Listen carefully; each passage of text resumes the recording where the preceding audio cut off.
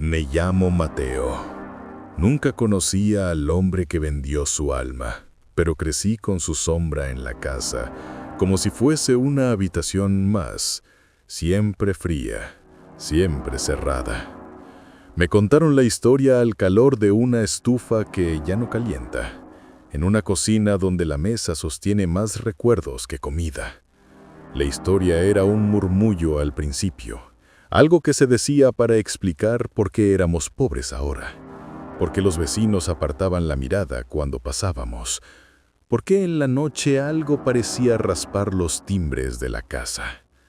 Mi bisabuelo fue quien la relató muchas veces. Él no hablaba mucho, pero cuando lo hacía, sus palabras caían como piedras.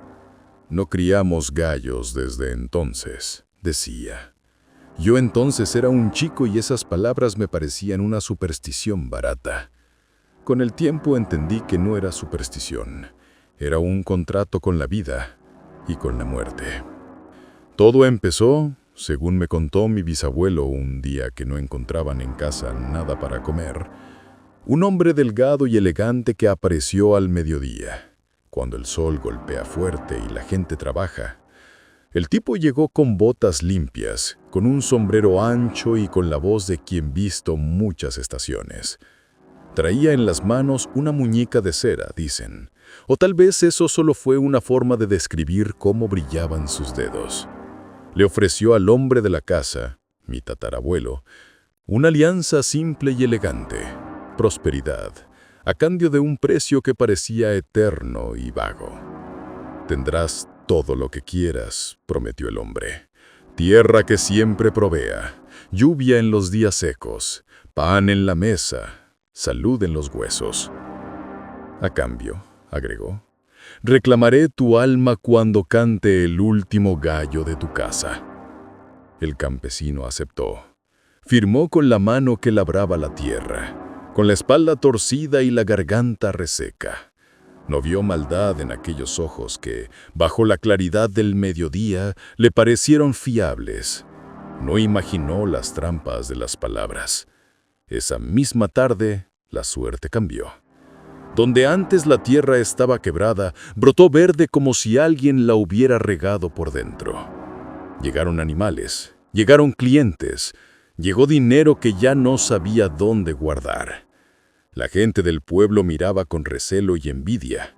El campesino que antes andaba con las manos vacías empezó a vestir con las mejores ropas y a comer platillos finos.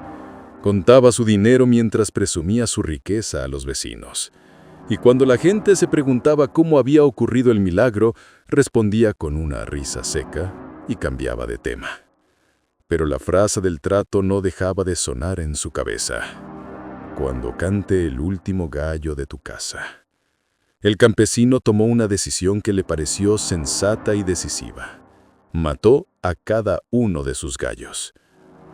Volvió a casa al mediodía después de haber hecho negocios con la cabeza llena de cuentas y la piel reseca por el sol, y vio a sus gallos pavoneándose en el corral, parados sobre sus patas como si el mundo no tuviera otra ley que su canto.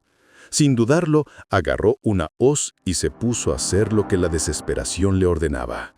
Los mató a todos. Fue una decisión que le pareció un acto de astucia, una trampa simple para el tiempo. Si no hay gallos que canten, ¿cómo puede llegar el fin del trato? Los hijos miraron en silencio. Al terminar, enterraron los cuerpos en un surco y quemaron las plumas. La casa quedó en un silencio raro. Luego la prosperidad continuó. Vendieron, compraron, rieron, y la casa se llenó de visitas. Por un tiempo se creyó haber burlado al diablo. Años después vino el olvido, y con él la credulidad de los que no saben. Los que nacieron después de ese mediodía solo conocieron el rumor. Mi tatarabuelo se permitió el lujo de confiar en su astucia. Y en sus últimos años miraba el tiempo con orgullo estúpido, convencido de que había ganado. La familia llegó a creer que lo que el viejo hizo había sido un acto final que garantizaba la descendencia. El orgullo se transformó en relato, y el relato en leyenda.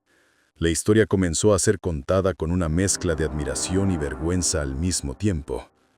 Mi abuelo nos salvó, decían algunos, y otros agregaban con un tono más bajo, pero nadie sabe por cuánto tiempo. El nieto, mi abuelo, no supo nada de todo esto. Un muchacho de ciudad, retornado para visitar a la familia. Un día, de esos, entró a un mercado de pueblo a escondidas.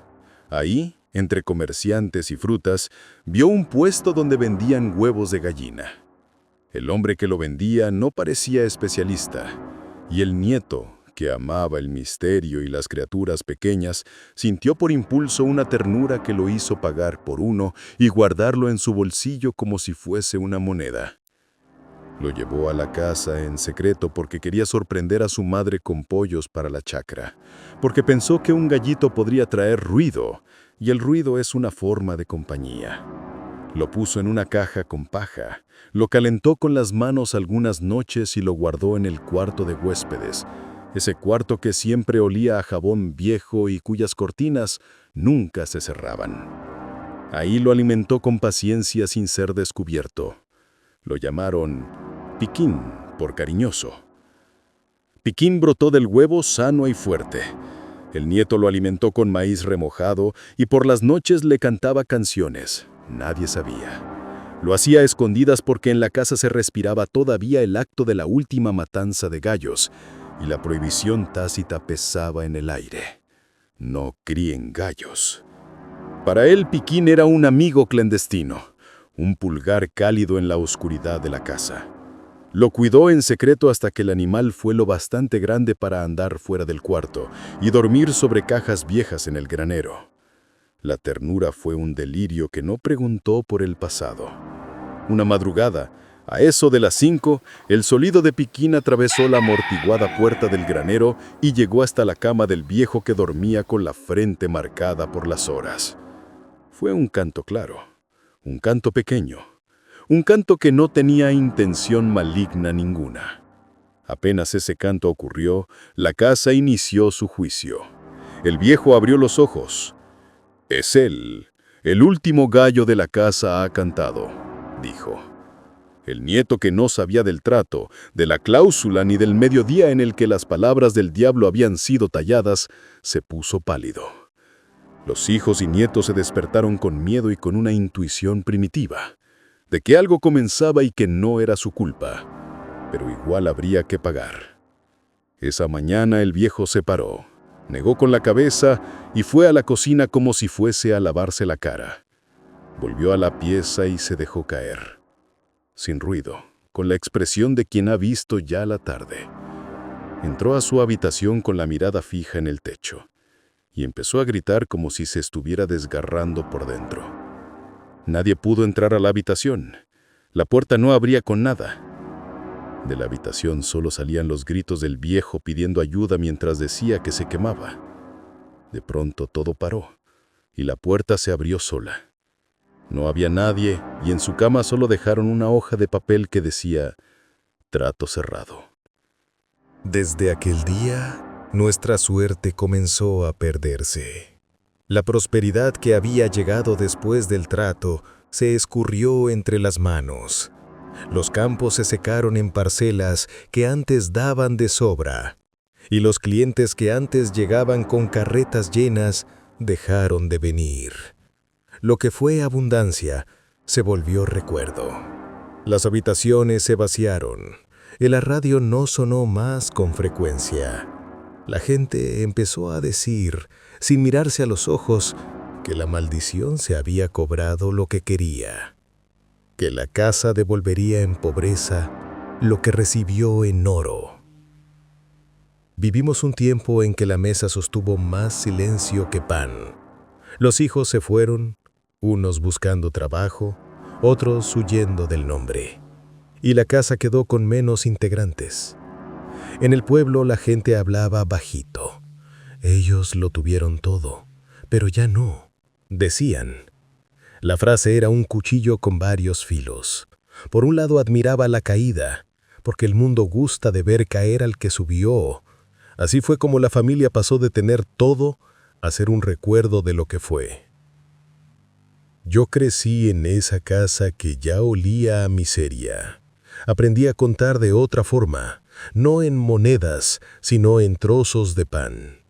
Aprendí también a escuchar la historia como si fuese un ritual que hubiera que repetir para mantener el equilibrio. No críen gallos, decían mis mayores, aunque ya no recuerdo quién lo dijo con verdadero temor. Al comprender la historia, dejó de ser solo una explicación para convertirse en una advertencia. No es el diablo lo que viene a cobrar, pensé entonces, sino el tiempo. El tiempo es un acreedor que no perdona. Y si alguna noche, por casualidad, escuchan un gallo en una casa que antes fue rica, recuerden que las canciones no siempre traen buenas noticias. A veces son deudas que vienen a cobrar. ¿Y tú, escuchaste alguna historia similar? Déjalo en los comentarios. Te leo. Si te gustan estas historias, no olvides suscribirte y activar la campanita. Esto fue Veritas Oscura.